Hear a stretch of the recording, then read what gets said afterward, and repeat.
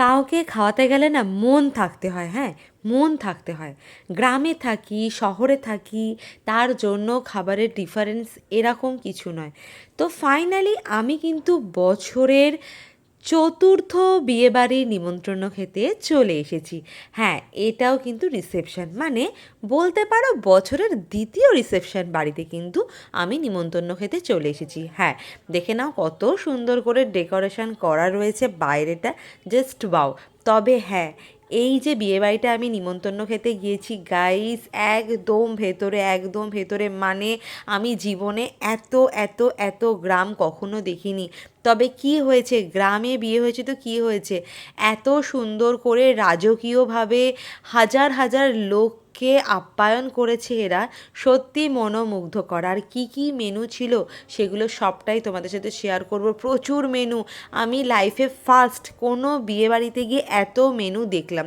Seriously বন্ধু, আমি তো এত বিয়েবাড়ি গিয়েছি কম বেশি, তো লাইফে ফার্স্ট আমি এরকম বিয়েবাড়িতে দেখলাম যেখানে কোনো কিছু বাদ রাখেনি। তো দেখো, ফুচকা রয়েছে প্রথমেই, স্টার্টারে কিন্তু ফুচকা রয়েছে। তো ফুচকাটা তো হেভি টেস্টি লেগেছে, মানে এতগুলো তো বিয়েবাড়ি আমি নিমন্ত্রণ পেয়েছি এই বছরে, এই ফার্স্ট আমি এই বাড়িতে গিয়ে কিন্তু ফুচকাটা খেলাম। তো এবার দেখো কত সুন্দর করে বসার জায়গাটাকে সাজিয়েছে। এখানে যেহেতু অনেক বড় বাড়ি, তো খেপে খেপে খেপে খেপে কিন্তু ওরা প্যান্ডেল করে করে সাজিয়েছে। একটা বসার জায়গা, একটা গান হওয়ার জায়গা, একটা বুফের জায়গা, প্লাস মেন খাওয়ার জায়গা, সব কিন্তু পাল্টে পাল্টে করা রয়েছে। তো চলো বুফেতে কী কী করেছিল সেটা তোমাদের সাথে শেয়ার করি। এটা হচ্ছে হারিয়ালি চিকেন, তারপরে রেশমি কাবাব, ওখানে কিন্তু কোল্ড ড্রিঙ্কস রাখা ছিল, ডালের পকোড়া, তারপরে ফিশ বল, কফি, মানে কিচ্ছু বাদ রাখেনি স্টার্টারে, মানে গাইস কি বলবো। আর সব কটাই কিন্তু মোটামুটি ভালো ছিল। আরে বাহ, এটাই তো বলতে ভুলে গিয়েছিলাম, এই যে ক্রিসপি বেবিকর্ন, এটাই কিন্তু ছিল। তবে হ্যাঁ, যেটাই হোক না কেন, আমি কিন্তু সেই আমাদের পুরনো খাবারগুলো কিন্তু খুব মিস করি। মানে হচ্ছে যে এই চিকেন পকোড়া, বেশ যতগুলো বিয়েবাড়িতে আসলাম, চিকেন পকোড়াটা না কিন্তু আমি খুবই অভাব দেখতে পাচ্ছি।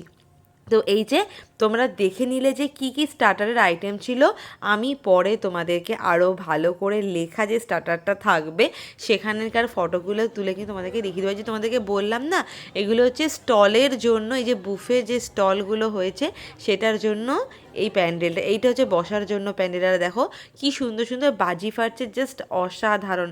আর ওই যে কফির কথা বললো, সেই কফিরও স্টল তোমরা দেখতে পাচ্ছ, আর এই জায়গাটায় বসে খাওয়ানো হবে। আর এই যে দেখো কি কি মেনু ছিল, বাপরে বাপ। তবে এই যে এপাশে সাদা ভাত, এঁচোড়, পনির বাটার মশলা, কাতলা কালিয়া, চিকেন কষা, এগুলো কিন্তু যারা বিরিয়ানি চিকেন কষা খাবে না তাদের জন্য। তো চলো এইবার মেন কোর্সটা তোমরা দেখে নাও কি কি খাচ্ছি।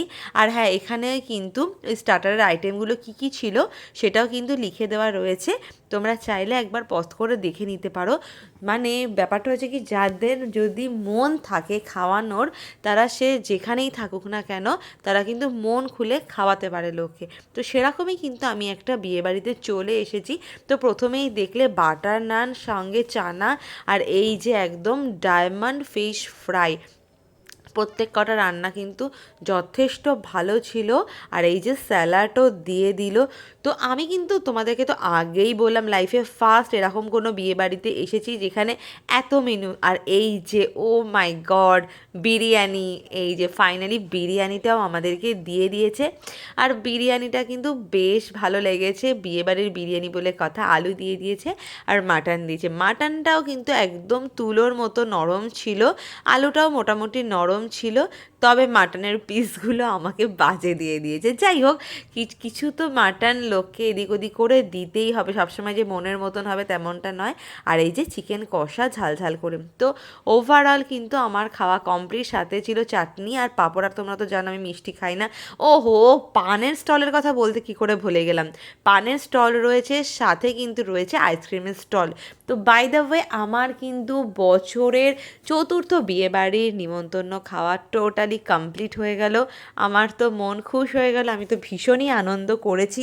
গাইস, লাইফে ফার্স্ট টাইম এত বড় একটা বিয়েবাড়িতে ইনভাইট পেয়েছি আমি। হ্যাঁ, এর আগেও অন্যান্য বিয়েবাড়িতে ইনভাইট পেয়েছি, না আমি কাউকে ছোট করছি না, কোনো কম্পেয়ার করছি না। এত কথা বলার কারণ হচ্ছে যে ওই মানুষরা বলে না গ্রামে থাকে শহরে থাকে, এই যে কম্পেয়ারগুলো করে, সেই উদ্দেশ্যে কিন্তু আমার এই এতগুলো কথা বলা। যে যেমন সে তার সামর্থ্য মতনই লোক আপ্যায়ন করবে, আর এটাই করা উচিত, আর সবাইকে এটাই মানিয়ে নিয়ে চলতে হবে। যাই হোক, ভিডিওটা আমি এখানেই কমপ্লিট করছি। তোমাদের কিরকম লাগলো অবশ্যই জানিও। লাস্ট বলবো যে মানুষের মনটাই কিন্তু আগে। টাটা।